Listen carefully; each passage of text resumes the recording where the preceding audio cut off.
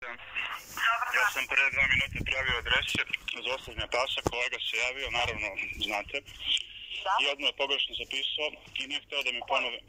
Ja sam rekao Žarka Zrenjanina 4A, on je rekao Žarka Zrenjanina 24. I rekao sam, molim vas ponovite ostava adrese, on nije hteo. Kako je to neprofesionalno postupanje? Aj ponovite mi vi adrese. Ja da vam ponovim adrese koje ste prijavili.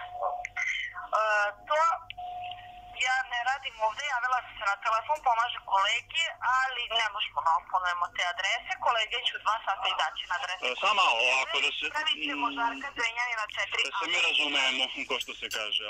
Ja sam rekao jasno adrese, imam pravo da čujem da li ste ih vi pravilno zapisali. Pravljeno je Žarka Zrenjanina 4A. Jeste ta. Tu je ponovio, ali nije ponovio 3-4 prethodne. Bog zna kako je on te zapisao. Ne mogu ništa drugo da vam kažem. Nećete, to se snima. Tražit ću vaše razrešenje, svih vas. Ovo je organizovani kriminal. Vi nećete da ponovite adrese koje ste pogrešno zapisali. I vaše dužnost da ih ponovite jer često... Samo ovo. Adrese koje ste prijavili su zapisane. Pa jeste, samo što sam ja rekao 4A, kolega je rekao 24. Pa naravno da dođe do zabune. Upisano je 4A. Čekajte malo, tu smo ispravili. A šta se dešava s prethodnim? Vaša dužnost je da ih ponovite da bi vidjeli da li ste ih dobro zapisali. Niste prijavili, meni kad prijavite ja ću vam reći.